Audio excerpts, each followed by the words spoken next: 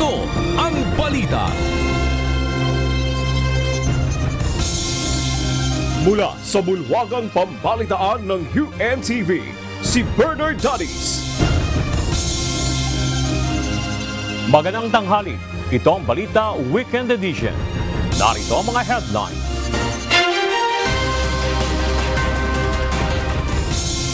Bagyong Ferdy nakalabas na ng Philippine Area of Responsibility. Dalawang bagong LPA binabantayan ng Pag-asa.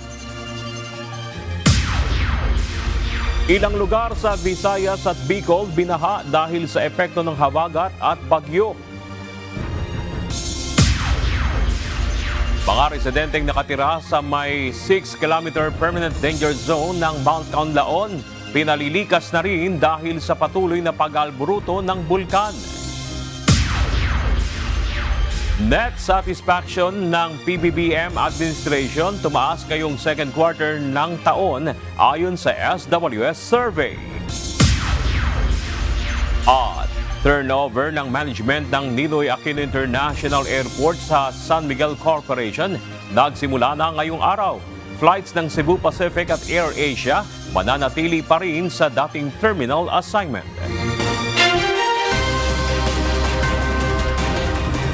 Una sa ating mga balita, nakalabas na ng Philippine Area of Responsibility ang bagyong Ferdy na may international name na Bibingka. Batay sa monitoring ng Pag-asa, hulitong namataan kaninang alas 10 ng umaga sa layong 1,500 kilometers silangan ng extreme northern Luzon. Taglay nito ang lakas ng hangin na 85 kilometers per hour at may pagbugso na 105 kilometers per hour. Kumikilos ito pa north-northwest sa bilis na 20 kilometers per hour. Samantala, dahil naman sa habagat, ay makararanas ngayong araw hanggang bukas ng heavy to intense rain ang Mimaropa region, Western Visayas at Negros Occidental. Moderate to heavy rains naman ngayong araw at bukas ang mararanasan sa Batangas, southern portion ng Quezon, Bicol region, nalalabing bahagi ng Negros Island region, Central Visayas, Southern Leyte, Misamis Occidental, Zamboanga del Norte, Zamboanga del Sur, Lanao del Norte, Lanao del Sur, Maguindanao del Norte, Maguindanao del Sur, Sultan Kudarat at Sarangani Province. Binaha ang iba't ibang lugar sa probinsya ng Antique dahil sa walang tigil na pagulan na nararanasan doon. Ito ang balita ni Alan Manansala. Dahil sa walang tigil na pag-ulan, binaha ang ilang lugar sa lalawigan ng Antique. Sa kuwang ito ng isang netizen, makikita ang paglusong ng isang ginang sa hanggang bewang na tubig baha sa Pandan Public Market. Pinatunayan naman ito sa mga larawang kuha ni Casimario. Sa kanyang post kahapon September 13, sinabi niyang lubog pa rin sa baha ang bayan ng Pandan na umabot hanggang leeg. Sa bidyong ito naman ng Virginia Primary School, makikita ang paglusong ng mga guro sa rumaragasang tubig baha sa Barangay Pandanan. Sa San Jose Antique, makikita ang buwis buhay na paglusong ng mga estudyante mula Villalawaan at Villasal na stranded sa baha habang pauwi sa kanilang tahanan. Hindi inalintana ng mga bata ang panganib ng baha para namang makauwi sa kanilang bahay. Kwento ng uploader na si Ronnie Antiza, bago ang bagyong Paeng noong 2022, isang hanging bridge ang nakatayo na nagsisilbing daan ng mga bata tuwing may pagbaha. Pero sinira ito ng naturang bagyo. Kaya't sa tuwing bumabaha sa kanilang lugar, ganito ang sitwasyon ng mga estudyante. Nagsimula ring mag-ikot kahapon si Governor Genevieve Reyes sa iba't ibang lugar sa Antique na apektado ng pagbaha. Alan Manansala, UNTV News and Rescue. Diyos ang aming sandigan, serbisyo publiko ang aming pinahahalagahan. Binaha ang ilang bahagi ng Boac, Marinduque dahil sa tuloy-tuloy na pagbuhos ng malalakas na pagulan, bunsod ng pinalakas na habagat dulot ng bagyong Ferdy. Binaha ang ilang mga kalsada sa barangay Isok 2, habang may mga na-stranded naman sa bayanan patungong barangay Isok 1. Ilang pasahero din ang tinulungang makaalis mula sa bayanan patungong barangay Sawi sa gitna ng kalsadang lubog sa tubig baha. Mayroon ding na-stranded na sasakyan sa barangay Daypay na hindi magawang makatawid dahil sa baha. Nasa ligtas ng kalagayan ngayon ang mga pasaherong lula ng motor bangka na muntik nang lumubog sa barangay Kabigsing, Puyo, Palawan. Batay ito sa mga ulat ng mga residente nang mamataan nila ang papalubog na sasakyang pandagat malapit sa kanilang baybayin pasado alas 6 ng umaga kahapon, September 13. Sa tulong ng Coast Guard Station Eastern Palawan, Coast Guard K9 Puyo at ng Marine Environmental Protection Enforcement Response Unit, agad na naisalba ang mga pasahero. Bago ito, nailigtas din ang 14 na pasahero kamakalawa sa Busuanga, Palawan matapos lumubog ang kanilang sinasakyang bangka malapit sa Cambaya Island. Nalubog din sa baha ang ilang kalsada sa Camarines Sur sa Bicol dahil sa mga pag-ulan dulot ng habagat. Kaninang umaga, naging moderate to heavy ang traffic sa Maharlika Highway sa Bonifacio at Del Pilar ng San Fernando, Camarines Sur dahil sa pagbaha sa north and southbound lane ng kalsada. Agad namang nalinis ng mga otoridad ang kalsadang naharangan ng mga bumagsak na lupa at puno sa barangay Bukal sa bayan ng San Fernando sa naturang probinsya. Samantala, hindi madaanan kanina alas 8 ng umaga ang Bacolod to San Vicente Road sa bayan ng Bato sa Camarines Sur dahil sa nalubog sa tubig baha. Hindi pa man lubos na nakaka-recover sa nagdaang pagbaha sa lugar, nalubog muli sa baha dahil sa malakas na pag-ulan ang Minalabak National High School sa Barangay Poblasyon ng Camarines Sur. Bukod sa pag-alboruto ng Mount Canlaon na nagpapahirap ngayon sa maraming residente sa Negros Occidental, nakararanas rin ng buong lalawigan ng pagbaha dahil sa walang humpay na pag-ulan. Ito ang balita ni Alan Manansala.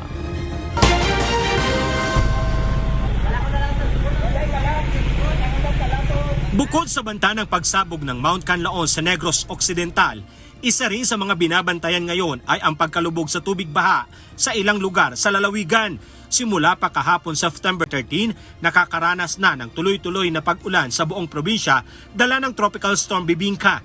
Kahapon, nagsagawa na ng fire truck visibility and water level monitoring ang San Enrique Fire Station Negros Occidental sa Barangay Sibukaw at Barangay Bagunawa, San Enrique. Dito mapapansin ang matinding pagbaha sa kalsada at walang tigil na pag-ulan sa lugar. Habang isang rescue operation naman ang isinagawa ng kaparehong grupo sa mga pamilyang natrap sa kanilang bahay dahil sa mabilis na pag-apaw ng tubig. Kabilang dito ang mga residenteng nakatira sa Barangay Sibukaw, Barangay Poblasyon at Barangay Baliwagan sa bayan pa rin ng San Enrique, Negros Occidental. Sa social media post naman ni Kalasangan Vlogs, makikita ang matinding pagragasa ng tubig baha mula sa Mount Canlandog, Poncian River ng Murcia, Negros Occidental.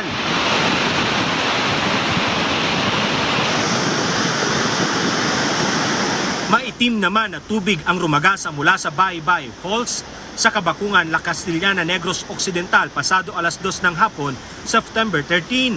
Kuha ito ni Kenji Parcon kasabay na makaranas ang kanilang lugar ng walang tigil na pag-ulan. Alan Manansala, UNTV News and Rescue. Diyos ang aming sandigan, serbisyo publiko ang aming pinahahalagahan.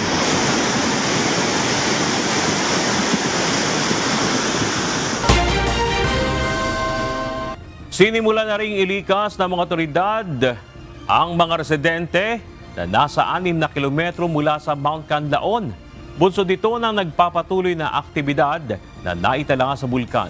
Mula sa bayan ng La Castellana, Negros Occidental, ito ang balita ni Gladys Tuwabi, live. Gladys, ilang pamilya na ba ang inilikas dahil sa aktibidad ng bulkan? At meron ba tayong updates ukol sa sitwasyon ngayon dyan? Bernard, sa munisipalidad ng La Castellana, umabot na sa 581 families ang inilikas dahil sa aktibidad ng Bulkang Canlaon. Katumbas ito ng 1,868 na mga individual at kasalukuyang nananatili sa mga designated evacuation center ng bayan. Noong una, ang mga residente lamang na nasa 4-kilometer permanent danger zone ang sinalikas sa lugar. Ngunit sa ngayon, sinimulan na rin ang paglikas ng ilang mga residente na nasa 6 kilometers permanent danger zone. Inuuna lang muna ang mga sanggol, matatanda at persons with disability o PWD. Sa kasalukuyan, nasa 5 barangay na sa La Castellana ang apektado. Partikular na ang mga barangay ng Sag-ang, Masulog, Mansalanaw, Biak na Bato at Kabagnaan. Bernard, sa ngayon may inihandang 9 na evacuation center ang munisipalidad ng La Castellana, kung saan 3 rito ang ginagamit na.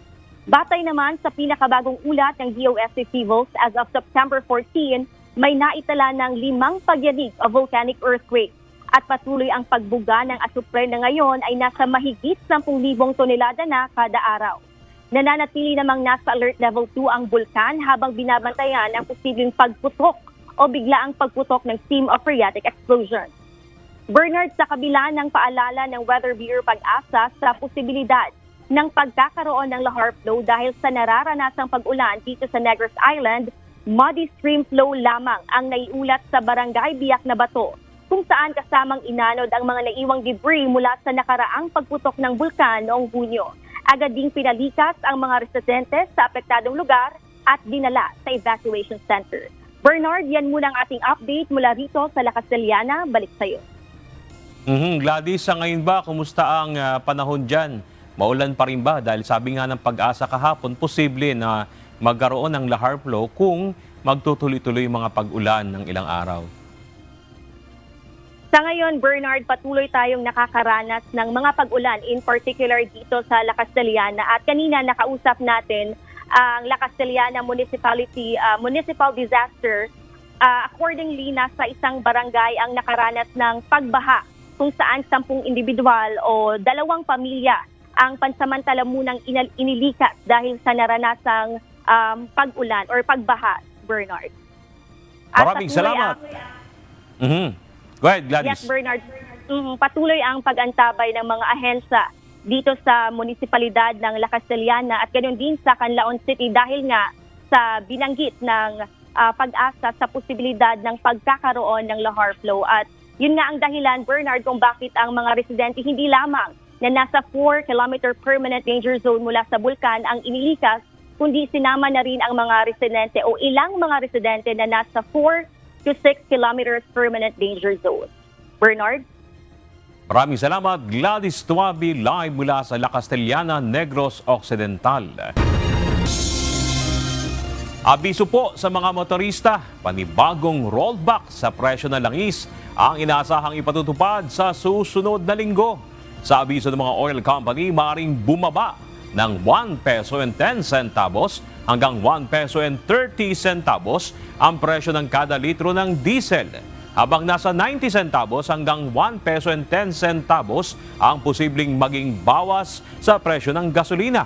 Sa Lunes, i-anunsyo ang final oil price adjustment na ipatutupad sa araw ng Martes, September 17. Nagsimula na ngayong araw ang pag-takeover ng San Miguel Corporation sa pamamahalan at maintenance ng Ninoy Aquino International Airport. Sa ilalim nito, na pangungunahan ng New NAIA Infra Corporation o NNIC ang gagawing improvement at rehabilitasyon sa airport sa layuning gawing world-class ang serbisyo sa mga pasahero. Nilinaw naman ng NNIC na hindi biglaan ang gagawing terminal assignment o reassignment o paglilipat ng terminal ng mga flight at tiniyak na uunti-untiin ang gagawing adjustment. Nauna nang nagpahayag ng pagkabahala ang ilang airline company ukol sa gagawing terminal reassignment. Gayunman tiniyak ng NNIC na paplanuhin nilang mabuti at gagawing pace by pace ang proseso sa pakipag-ugnayan na rin sa mga airline stakeholder. Naglabas ng advisory ang pamunuan ng Cebu Pacific at AirAsia upang ipabatid sa mga pasahero na mananatili pa rin ang kanilang mga flight sa dating terminal sa Ninoy Aquino International Airport o NAIA. Sa abiso ng Cebu Pacific Air, inianunsyo nito na nasa Terminal 3 pa rin ang lahat ng kanilang 5J flights o ang lahat ng domestic at international flights. Habang nasa Terminal 4 naman ang lahat ng Cebgo DG flights. Gaya ng Cebu Pacific, wala pa ring magiging pagbabago sa terminal assignment ng AirAsia. Ang lahat ng domestic flights ng AirAsia ay mananatili pa rin sa NAIA Terminal 2, habang Terminal 3 naman ang lahat ng kanilang international flights. Nauna nang sinabi ng dalawang airline company na welcome para sa kanila ang pamamahala ng bagong operator sa NAIA. Gayunman, nais nilang magkaroon ng konsultasyon bago ipatupad ang terminal reassignment. Tumaas ang naitalang net satisfaction ratings ng administrasyon ni Pangulong Ferdinand Marcos Jr. para sa ikalawang quarter ngayong 2024. Base sa resulta ng latest Social Weather Stations o SWS survey, lumabas na mayorya ng mga Pilipino ang satisfied o kontento sa performance ng PBBM administration na nakakuha ng positive 40 o good net satisfaction rating nitong Hunyo. Mas mataas ito kumpara sa naitalang positive 49 o moderate na net satisfaction ratings na naitala noong Marso. Gayunman, mas mababa ito kung ihahambing sa positive 52 o excellent na record noong December 2023. Isinagawa ang 2024 second quarter survey mula June 23 hanggang July 1 sa 1,500 adult respondents, kung saan 62% ng mga Pilipino ang nagsabing satisfied sa performance ng kasalukuyang administrasyon, 22% na dissatisfied o hindi kontento at 15% na neutral. Isang bagong programa para sa mga magsasaka para makatulong na mapagbuti ang kanilang produksyon ang inilunsad ni Pangulong Ferdinand Marcos Jr. Magagamit ito ng mga magsasaka sa pagbili ng kanilang mga binhi at abono. Ito ang balita ni Nestor Torres. Inilunsad na po natin ang Agri, Puhunan at Pantawid Program. Pinangunahan ni Pangulong Ferdinand Marcos Jr. ang paglulunsad ng Agri-Puhunan Pantawid Program para sa mga magsasaka kahapon September 13. Sa ilalim ng programa, ang bawat magsasaka ay makatatanggap ng Intervention Monitoring Card o IMC. Kahalintulad ito ng isang ATM card na magsisilbing identification o ID at cash card ng magsasaka. Ang nasabing card ay magagamit para pambili ng mga farm inputs gaya ng binhi o abono. Bibigyan kayo ng ganito na card na magagamit sa pagbili ng binhi, ng abono at iba pang kagamitan sa pagsasaka mula sa mga accredited merchant. Meron pong makina parang ATM. Basta haharap mo lang yung card mo na ganyan, babasahin na niya itong mga detalye rito at pwede niyo nang gamitin para meron naman kayong tinatawag na credit para makabili at para makakuha ng inyong mga inputs, ang inyong mga pangangailangan para sa parang production loan para sa pagsimula bawat planting season. Hiling naman ng Pangulo sa mga magsasaka na pagyamanin ang lupain at makilahok sa mga gawaing may kinalaman sa kanilang komunidad. Katuwang ng Department of Agriculture ang Development Bank of the Philippines at ang Planters Products Incorporated sa pagkakaloob ng kinakailangang tulong ng mga magsasaka sa ilalim ng Agri-Puhunan at Pantawid Program. Nestor Torres, UNTV News and Rescue. Diyos ang aming sandigan, serbisyo publiko ang aming pinahahalagahan. Nailipat na ng kulungan ang 4 na mga co-accused ni Kingdom of Jesus Christ leader Apollo Kibuloy. Hindi matapos na ipag-utos ng Pasig Regional Trial Court Branch 159 na i-transfer ang mga ito sa Pasig City Jail, habang ang KOJC leader ay mananatili sa PNP Custodial Center. Ito ang balita ni Lea Ilagan. Pasat alas 4 ng hapon kahapon nang ilabas ng PNP Custodial Center, lula ng PNP Coaster ang 4 na co-accused ni Kingdom of Jesus Christ leader Apollo Kibuloy. Alas 5:12 nang dumating ang 4, kabilang sina Crescente Canada, Ingrid Canada, Jacqueline Roy at Sylvia Simanes sa Pasig City Jail. Ayon kay PNP Public Information Office Chief Police Colonel Jean Fajardo, ang paglilipat sa 4 na akusado ay utos ng Pasig Regional Trial Court Branch 159 sa isinagawang arraignment kahapon sa kasong 2 counts of qualified human trafficking. Si Apollo Kibuloy naman ay nananatili sa PNP Custodial Center habang hinihintay ang desisyon ng korte sa hirit na i-hospital arrest ito sa Veterans Memorial Medical Center sa Davao. Si Pastor Kibuloy po, pending resolution po doon sa kanilang motion to be checked by the medical doctors po na manggagaling na ipoprovide po ng government po ay may iwan muna po siya pansamantala sa custodial center. Bagamat susunod sa magiging utos ng korte, sinabi ni Colonel Fajardo na kayang bigyan ng PNP ng maayos na medical attention si Kibuloy.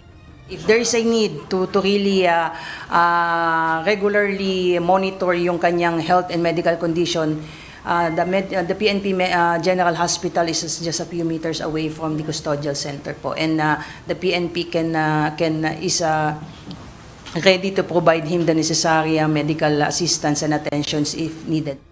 Kahapon, dumalo din si Kibuloy at 4 na co-accused nito sa arraignment sa pamamagitan ng teleconferencing sa Quezon City Regional Trial Court Branch 106 kung saan naghain ang mga ito ng not guilty plea. Ang naturang mga akusado ay nahaharap din sa kasong sexual at child abuse sa Quezon City Court. Leia Ilagan, UNTV, News and Rescue.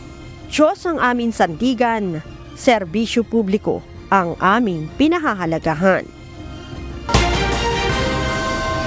Nagkaharap na kahapon sa isinagawang arraignment o pagbasa ng sakdal sa korte sina religious leader Apollo Kibuloy at ang umano'y biktima ng pang-aabuso nito na si alias Amanda.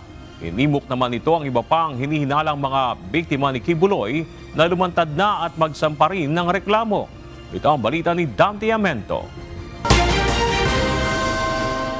Muling nakita at nakaharap ng personal ng complainant na si alias Amanda matapos ang ilang taon si Kingdom of Jesus Christ o KOJC leader Apollo Kibuloy kahapon September 13. Nangyari ito hindi na sa loob ng KOJC compound sa Davao kundi sa loob na ng Pasig City Regional Trial Court sa isinagawang arraignment o pagbasa ng sakdal sa nasabing religious group leader kaugnay sa kasong qualified human trafficking. Dahil sa development ng inihain niyang kaso, malakas ang paniniwala ni Amanda na makakamtan ang hustisya sa ginawa o manong pang-aabuso o krimen sa kanya kahit 10 taon na ang nakararaan. Ayon sa complainant, nangyari umano ang pang-aabuso sa kanya ni Kibuloy noong 17 taong gulang pa lamang siya. Ang naramdaman ko po talaga is sobrang saya kasi po hindi ko naman po talaga ine-expect na mahuhuli siya sa tagal-tagal ng oras na nagtago siya kasama pa yung iba. Dahil hawak na ng mga otoridad ang religious group leader, nanawagan si Amanda sa mga kapwa niya biktima na lumantad at maghain ng reklamo. Ayon sa mga abogado nito, may iba pang biktima at complainant dati na nauna kay Amanda na hinaras at bigla na lang naglaho at hindi na nila alam kung ano ang nangyari sa mga ito. Nandito na po yung kaso. Sana po yung ibang biktima lumabas at maglakas ng loob. Sa sobrang tagal ng panahon na nandito ako, hindi po ako bumitaw. Lumapit kayo sa Department of Justice para matulungan namin kayo. Ayon sa mga abogado ni Amanda, walang politikang sangkot sa kasong ito. 2019 pa nakahain ng reklamo sa Department of Justice at ulit-ulit dinismiss ng piskal sa Davao. At sa ilalim na lang ng Marcos administration, nagkaroon ng desisyon na iakyat ito sa korte. Buhay yung kaso lang, natulog lang sa DOJ under the previous administration. Kaya sabi ni Attorney Domingo, paano maging politically motivated na final namin under the previous administration. Handang tumulong ang Department of Justice kay Amanda pagdating sa proteksyon tulad ng pagsasailalim sa kanya sa Witness Protection Program o WPP. Samantala, naghain naman ang kapwa not guilty plea si Kibuloy at kanyang mga kapwa-akusado kasabay ng arraignment ng kanyang mga kaso sa Pasig at Quezon City Regional Trial Court kahapon. Pastor Apollo Kibuloy and the other accused pleaded not guilty, and the rest of the proceedings will be set thereafter. Hindi naman nagtaka ang mga abogado ni Amanda sa naging hakbang ng mga akusado. Pakiusap nila sa publiko maging maingat sa pagtanggap ng mga impormasyon na kumakalat hinggil sa kaso para hindi mapaniwala sa posibleng fake news. Sana habang pending yung kaso, yung ating publiko maging mapanuri sa kung ano man yung naririnig nila kasi hindi natin may iwasan ng fake news. Talagang laganap siya. Dante Amento, UNTV, News and Rescue. Diyos ang aming sandigan, serbisyo publiko ang aming pinahahalagahan. Hinahanap na ng law enforcement agency si Attorney Harry Roque, dating presidential spokesperson, matapos i-cite in contempt muli ng House Quadruple Committee at iutos ang pagdetine sa House Detention Facility.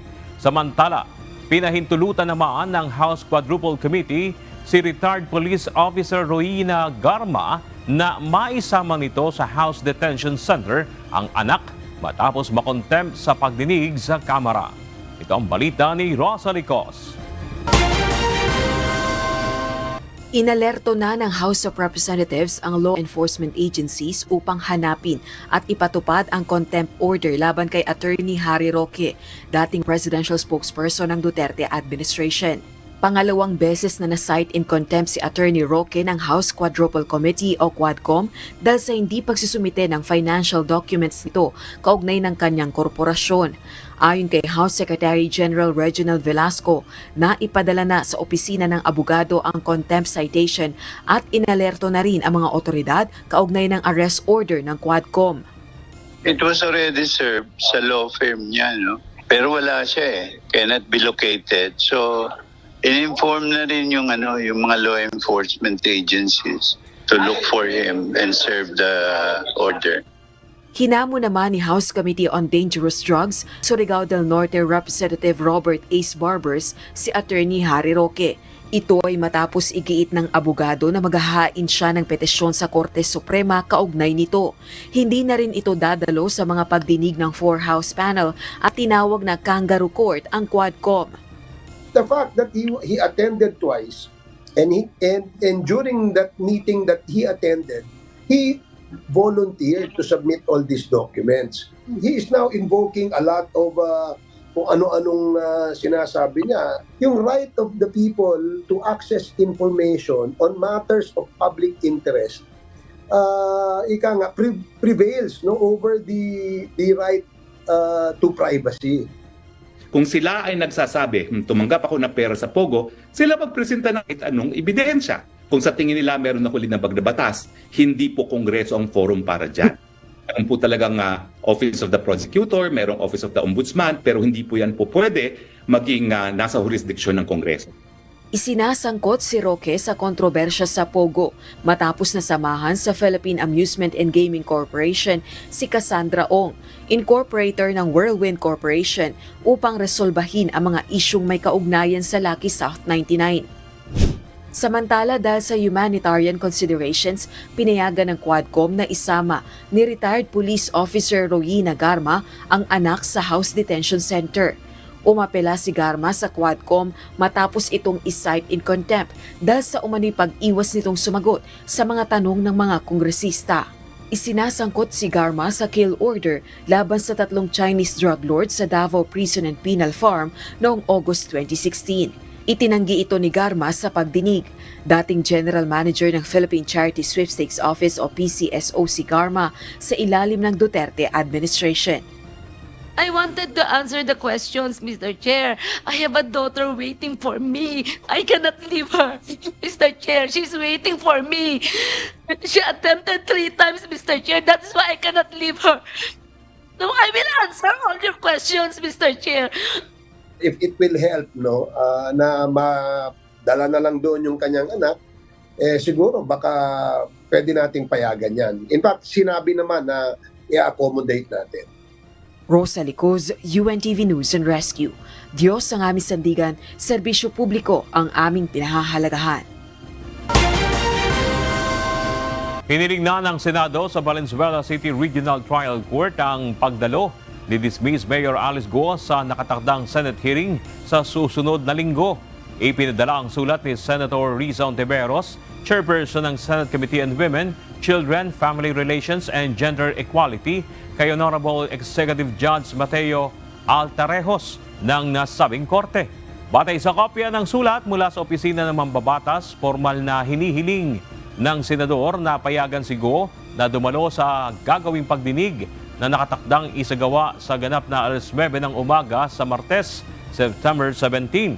Inaasang tatalakayin sa hearing ang pagkakasangkot ni Go sa operasyon ng Philippine Offshore Gaming Operator o POGO, pati na ang pagtakas niya sa ibang bansa kasama mga kapatid na sina Sheila at Wesley Go at mga posibleng sangkot sa kanilang pagtakas.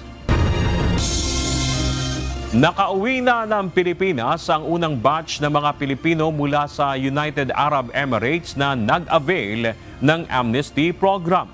Binubuo ang unang batch ng 65 mga Pilipino na overstaying nasa Abu Dhabi at Dubai. Inasikaso sila ng mga kawani ng Department of Migrant Workers at Overseas Workers Welfare Administration, katuwang ang iba pang mga ahensya ng pamahalaan. Dahil sa amnesty program, nakauwi ang ating mga kababayan sa Pilipinas ng walang parusa o multang binayaran sa bansang kanilang pinanggalingan.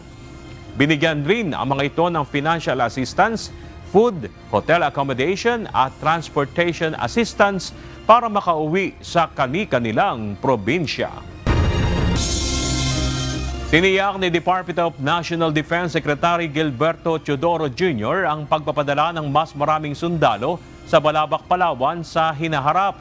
Ayon sa kalihim, bahagi ang nasabing hakbang sa pagpapalakas ng depensa laban sa mga posibleng banta ng outside forces. Iginit nito na patuloy na pararamihin ng Pilipinas ang puwersa ng ating mga sundalo sa Palawan bilang bahagi ng seguridad. Pagsisikapan din anya ng kagawaran na mapabilis ang pagkumpleto sa Air Force at Naval Facility sa Balabac, Palawan para maggamit na kaagad ng Philippine Air Force bilang isang malawak na operating base. Binigyang diin ng Australian Ambassador to the Philippines na ang issue sa West Philippine Sea ay hindi lang sa pagitan ng Pilipinas at China. Ayon kay Ambassador HKU, bahagi rin ang Australia sa rehiyon na tinutukoy ng China na regional issue. Tiniyak din ng Ambassador na nananatili ang panig ng Australia sa international law at Pilipinas kaugnay ng issue sa pinagtatalunang bahagi ng karagatan. Ito ang balita ni Asher Cadapan Jr.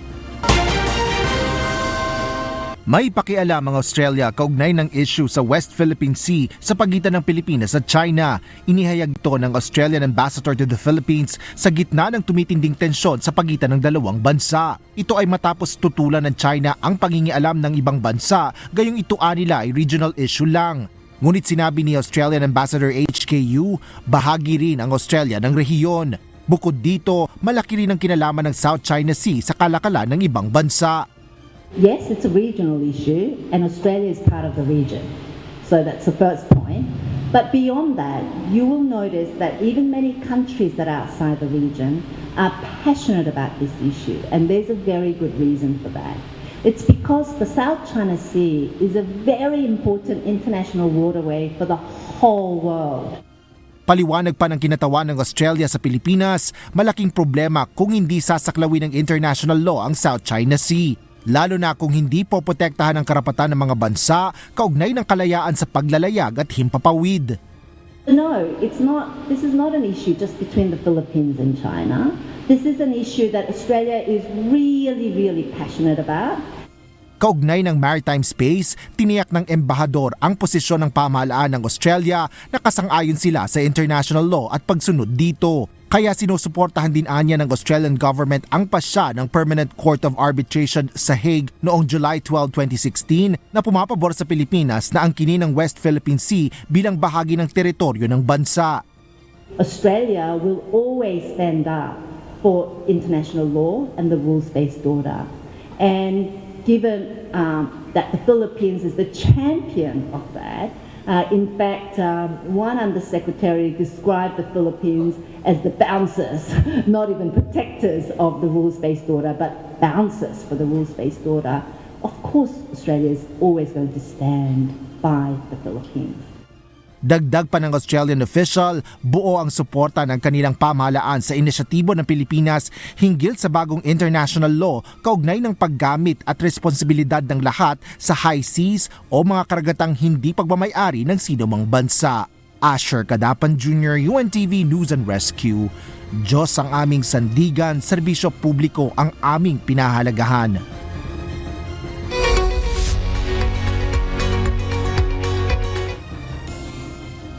Nakipagpulong si United Kingdom Prime Minister Keir Starmer kay US President Joe Biden sa White House. Kabilang sa pinag-usapan ang isyu ng Ukraine, Middle East at Indo-Pacific. Kasunod ng pagpupulong, walang indikasyon kung papahintulutan ba ng UK at US ang Ukraine na gumamit ng long-range weapons sa loob ng Russia. Nagbabala si Russian President Vladimir Putin kaugnay ng hakbang at ipinahayag na mangangahulugan ito ng direktang partisipasyon ng NATO sa Ukraine war. Ayon naman kay President Biden, hindi mananaig ang Russia sa gyera laban sa Ukraine. The United States is committed to standing with you to help Ukraine as it defends against Russia's onslaught and aggression. Clear that Putin will not prevail in this war, and the people of Ukraine will prevail.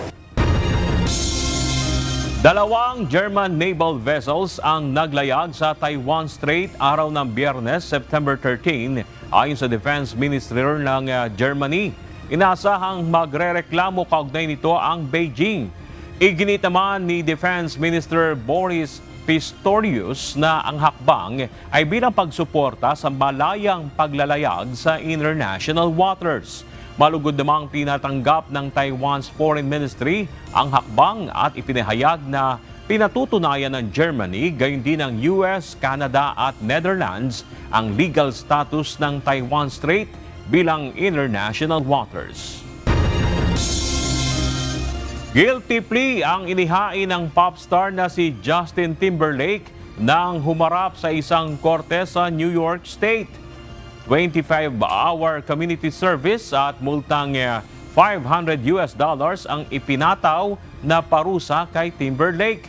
Inaresto ang 10-time Grammy winner noong June 18 matapos matukoy ng mga otoridad na uminom ito ng alak at nagmaneho.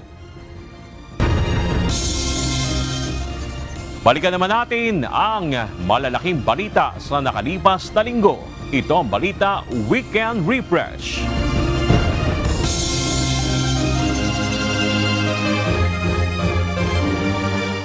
Alice Go hindi kinumpirma na siya rin si Go Waping at umiwas sa ibang tanong ng mga senador. Pinatalsik na alkalde, itinanggi na may Pilipinong tumulong sa kanila sa pagtakas sa bansa.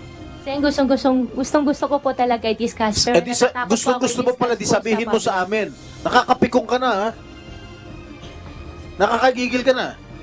Sasagutin mo kaming ganyan, pagkataas mo kaming bastusin, pagkataas mo kaming takasan, sasabihin mo may death threat ka, tapos di mo masabi kung saan galing yung death threat mo. Hindi mo masabi kung dito sa Pilipinas o sa abroad. Immigration Commissioner Norman Tansinco inalis sa pwesto kasunod ng hindi maipaliwanag na pagtakas ng grupo nila dismissed Banban Tarlac Mayor Alice Go. Dismissal of the current BI Commissioner. Yes, that is confirmed. We will leave it to the Department of Justice to explain, but it has something to do with the departure of Alice Go. This is also part of the commitment of the President. Hence we roll because of that issue. Kingdom of Jesus Christ leader Apollo Kibuloy at apat na co-accused na corner kaya napilitang sumuko. Umano'y pagtatago sa labas ng KOJC compound, kwentong kutsero ayon sa DILG. Nasa kote na huli na no? I mean, for me, it makes no difference kung sumuko ka man. No? Kasi yun na yun practically napaligiran ka na So, nakita nila yung build-up na yun So, alas 10, nakarinig na kami ng feelers. So, tumawag ang national headquarters dahil high level ang nagiging feelers, ang negotiations. So, sige sir, i-hold ko hanggang alauna. Ang alauna ko na assault is hold natin hanggang alas 3. So, yun. Other sets of things transpired sa negotiations na. Apollo Kibuloy, kailangan munang harapin ang mga kaso sa Pilipinas bago i-konsidera ang extradition sa Estados Unidos ayon kay Pangulong Ferdinand Marcos Jr. Well, the extradition request is not yet there. Besides, the the judicial processes that Apollo Kibuloy is going to have to go through now locally still have to be done. 10.5 billion pesos na panukalang pondo ng Office of the President para sa 2025 inaprubahan agad ng House Appropriations Panel. Mr. Chair, as part of the long-standing tradition and practice of the House of Representatives and Committee on Appropriations to extend parliamentary courtesy of the Office of the President I object, and recognition of his distinguished role and significance in government, I move that we terminate the budget hearing of the Office of the President. Is there a second I to the object, motion? Mr. Chair.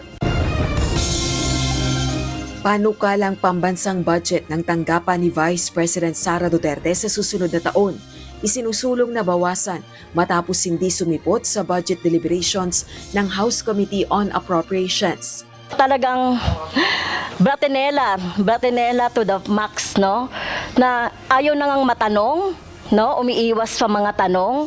At ito pa, no, kapag gusto nating tanungin, hindi uma-attend. Alokasyon sa national budget, kontrolado umano ni na House Speaker Martin Romualdez at ako Bicol Party List Representative Elizalde Co ayon kay Vice President Sara Duterte. DepEd budget noong 2023 at 2024 pinalobo umano pero kinuha ng ilang kongresista. So dagdag ko lang yan doon sa confirmation na kinuha nila yung budget ng DepEd at isa yan sa mga rason kung bakit ako nag-resign sa Department of Education. Una-una po, ang miyembro po ng appropriations is around 139. Ang vice chair po is around 56. Ang congressman po is 300. Meron po tayong mga senador na 24. Meron pong miyembro ng Bicameral Conference Committee after the budget deliberation ng House and Senate. Meron pa pong BICAM na mag-uusap ang dalawang upper chamber and lower chamber. Almost 30 po ang nag-attend yan in public. Apollo Kibuloy at 4 na co-accused mananatili sa Philippine National Police Facility Base sa utos ng Pasig RTC. Nung ini-return po natin yung warrant of arrest na inisyo po ng RTC 106 po dyan po sa QC ay naglabas po ng order si Judge po directing the PNP Custodia Service Support Service na i-transfer at i-commit po yung si Pastor Kibuloy at si Crescente Canada diyan po sa Quezon City Jail, samantalang si Jacqueline Roy, Ingrid Canada and Sylvia Semanyes ay diyan naman din po sa Quezon City Jail pero doon po sa female dormitory diyan po sa Camp Karingal. BRP Teresa Magbanwa nakabantay pa rin sa Escoda Shoal kahit nabutas dahil sa China bullying. Mahigit 200 barko ng China nagkukumpulan na naman sa mga teritoryo ng Pilipinas sa West Philippine Sea. It is the highest we have monitored for this year. A lot of the maritime militia are focused on Escoda or Sabina Shoal. House Deputy Minority Leader Franz Castro nasa sentro ng impeachment talks ayon kay Vice President Sara Duterte. Office of the Vice President kaya umanong mag-operate kahit hindi bigyan ng budget. Tuloy-tuloy lang yan na pinag-uusapan openly dyan sa House of Representatives ang impeachment. At lagi nandyan sa gitna si Franz Castro sa usaping impeachment sa akin. Handa kami, handa ako sa Office of the Vice President na magtrabaho kahit walang budget. Iba pang umano'y biktima ni Apollo Kibuloy lumapit sa mga pulis matapos itong mahuli. During the stay po doon, may mga lumapit po doon and we are now in the process of coordinating with the SWDs because accordingly, some of the parents of those abused children. Profiling ng Filipino workers na apektado ng POGO ban, nasa 70 to 80% na ayon sa Department of Labor and Employment. Malapit na pong matapos ang DOLE National Capital Region sa profiling. Meron po kasing ilang mga kumpanya na hindi nagsasubmit ng listahan, kaya ang ginawa po ng DOLE, sila na mismo ang pinuntahan. Posibleng pagsabog ng Mount Canlaon, binabantayan ng Office of the Civil Defense. Singil sa kuryente ng Meralco, tataas ngayong buwan. 2025 proposed budget ng Office of the Vice President tinapyasan ng 1.2 billion pesos ng House Appropriations Committee. The Committee on Appropriations decided to recommend a reduced budget for the Office of the Vice President. Presidential Anti-Organized Crime Commission Chief Gilbert Cruz nakatanggap din umano ng pasaring para tulungan si Alice Go. Court order para siyasatin ang umano'y libingan ng mga inabuso sa Pogo, kinukuha na ng PAOK. May mga pasaring, of course. With all honesty, may mga pasaring. Ang nakakalungkot nga, yung iba, kaibigan mo pa. 5 babae na dati umanong pastorals, inaakusahan si Apollo Kibuloy ng pang-aabuso. At the age of 13, they were started to be raped. Kung umalis sila ng at the age of 18, so, i-compute natin. Kasi, doon naman they are members of the pastoral. Dalawa pala ang pastoral. Isang pastoral of the innermost circle and pastoral of the inner circle only. Angels of Death, ginawa umanong panakot ni Apollo Kibuloy sa mga menor de edad na biktima nito. Philippine National Police, nagsasagawa na ng investigasyon. Takot yung mga bata. Dahil they are being threatened nga na hahabulin sila ng Angels of Death. Angels of Death, yun ang panakot sa kanila. If they will break the code of secrecy, ay hahabulin nga sila ng Angels of Death. At hindi lang sila, pati yung kanilang mga mahal sa buhay. So just imagine a 12-year-old kid, 13-year-old child, tatakutin kang ng ganon. I don't know kung paano natatanggap at nagagawa yun ng sinasabi na abuser nila. I'm sure planted yung lahat yun. Kuan yun, mga manufactured yan. But let them prove their case kasi the accused is presumed innocent. Allegation is not equivalent to guilt. Balitang pagbibitiw sa pwesto ni Defense Secretary Gilberto Chodoro, gawa-gawa lang ng mga nais manggulo at manira sa pamahalaan ayon kay Pangulong Ferdinand Marcos Jr. Talaga, may lumabas na balitang gano'n. Nag-resign daw si Secretary Gilbert Chodoro. Talaga naman.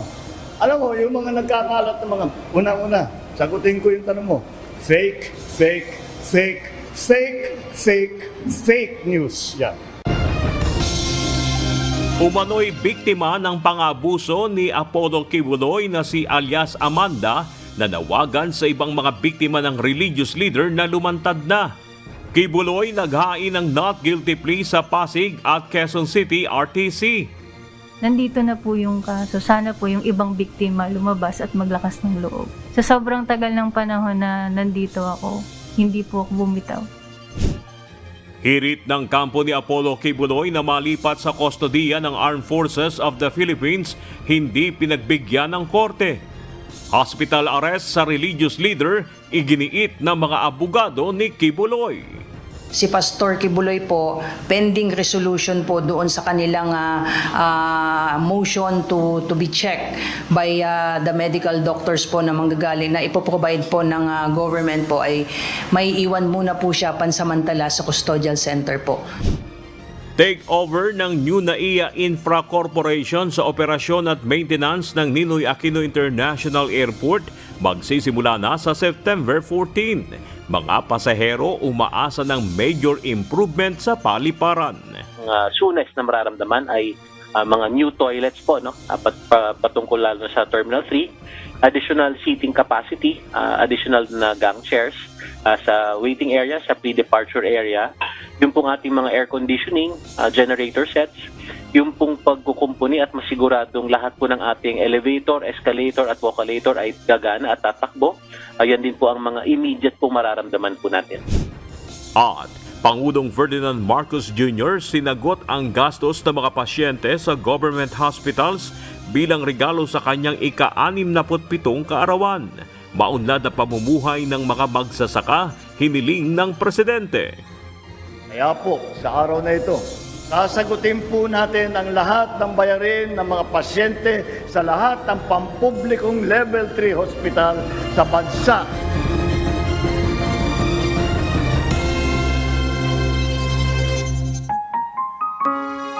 At sa salita ng Diyos na ating sandigan, mula sa aklat ng Job Kapitulo 8, versikulo 20, na nagsasabi, narito, hindi itatakwil ng Diyos ang sakdal na tao, ni aalalayan man niya ang mga manggagawa ng kasamaan.